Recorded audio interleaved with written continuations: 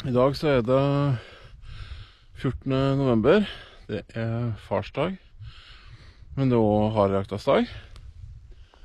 Så det er naturlig å være ute på harejakt. I den anledning også da, så synes jeg det er naturlig å takke far min, Ambros Hegna, som har vært den som har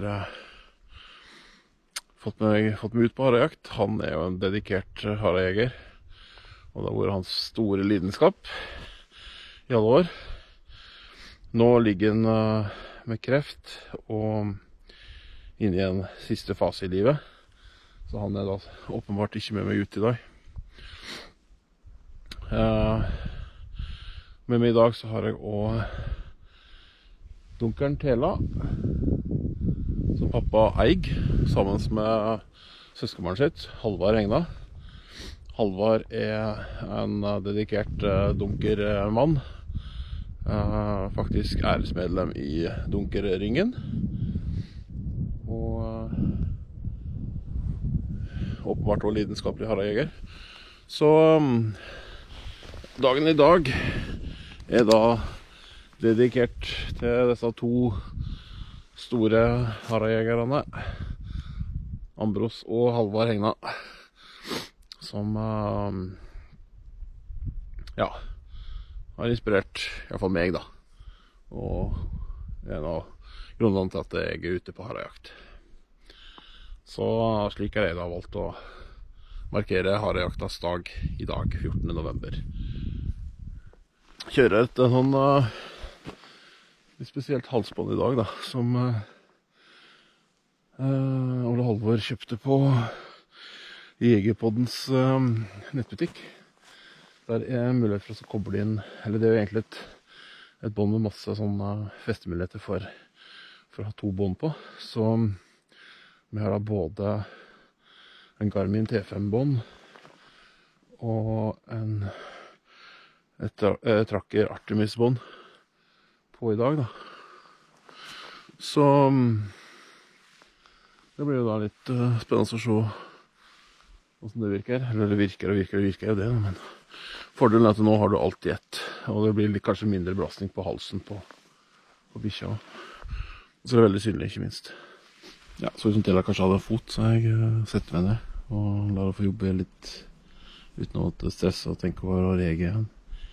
Ikke at jeg tror at hun nødvendigvis stresser så mye over det, men jeg tror bikkjen bestandig har et sånt behov for å vite har eierne. Det som er typisk for fotarbeid til en harabikkje er da at han bruker og det er jo lukt da, som er hovedsakelig det han jobber med. Det er ikke bruker syne noe særlig. Selv om på spårsnopp så kan du selvfølgelig se spåret, men hvordan de kobler det vet jeg ikke. Men åpenbart lukta. Du hører de blåser luft gjennom nåsa for å få sirkulasjon i den lufta som er langs bakken, for å få opp molekyler som er der. Sammen med ørene som vifter, og det er jo med på å sirkulere lufta langs bakken, slik at molekyler kommer i bevegelse, så det er lettere å kjenne lukt. Nå har jeg vært inntil meg for tredje gang, så da plager jeg bestandig å si det sånn at når jeg er inne til tredje gang, så er interessen over, og det ser ut som det, og stopper litt opp, så da går jeg videre.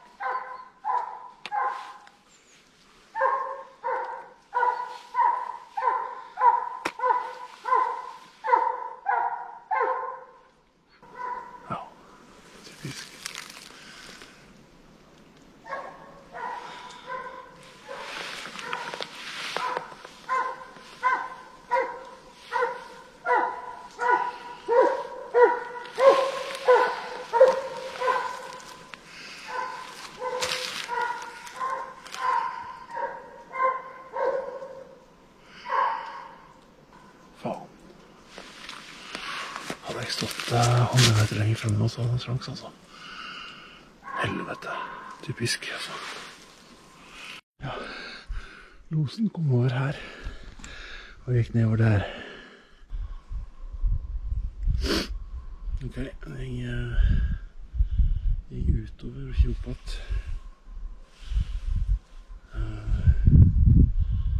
Jeg mistet, eller jeg vet ikke om batteriet gikk tomme på GPS-en. Den setter nye batteri da, så det vil være rart. Nye batterier, vet du, så er tomme. Det er ikke bra. Jeg har den inne på V-Hunt i hvert fall. Tracken viser den ikke faktisk. Ja, nå er bikkja på andre siden av vattnet, som ser midt i bildet her. Cirka, ja, snaue 2 kilometer ute. Så var tap der. Har tapt nå i snart 10 minutter. Og tap ikke er der sterkeste side, så jeg er redd at han kanskje stopper der, men jeg får se. Ja, nå har det gått en halvtime, og da har jeg gitt opp, og jeg er på vei tilbake igjen. Jeg fant ikke ut av etappet tydeligvis da, så nå har jeg i hvert fall gitt opp og returnerer, så nå er jeg jo på vei tilbake her, så får vi se om vi kommer opp hit eller hva som skjer. Jeg er jo snart tilbake. Jeg er ikke flink i bisk, så kommer jeg tilbake igjen. Jeg er så flink i bisk. Ja, det var flink bisk det. Ja, bare lurt han har han i dag. Og sånn skjer. Jeg ser selv den beste. Ja. Det sitter fugl her og spiller borti her. Og raner. Kanskje skal prøve å lokke den på meg. Lokke hit.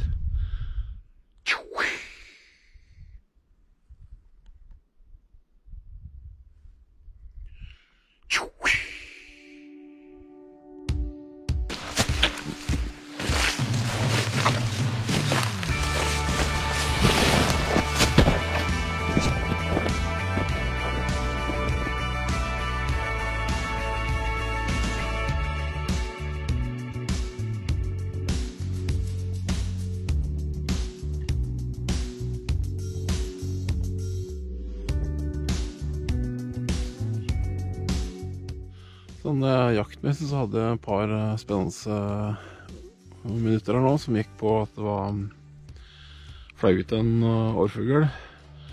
Men innimellom 3 da, så det var ikke noe særlig skuddsjanse. Det var litt langt hold egentlig. Jeg hadde ikke før gjort det. Det gikk kanskje på en minutt da. Så kom det en ravn 5 meter over huet på meg, og det er jo veldig, veldig sjelden at det skjer da. Men da hadde jeg allerede hengt børsa på skuldra, og alt for sent. Her har vi der Bårdfjørds drøm. Et vindfall. Ikke dumt. Da har jeg hatt lunsj. Fyrer bål og stekt noe bacon. Tele har signert litt nå, så tar en liten runde og inn etter bilen igjen, men mindre det skjer et eller annet spennende på veien, så tenker jeg kanskje at dette her er slutten for i dag. Og jeg har jo sittet og tenkt litt på, og mimret litt tilbake på turer med pappa og Lek, selvfølgelig, på en sånn dag. Så nå tenker jeg skal komme meg ned til bilen etter hvert, og besøke han da, på bygdeheimen før jeg reiser hjemover. Avlegge en liten jaktrapport.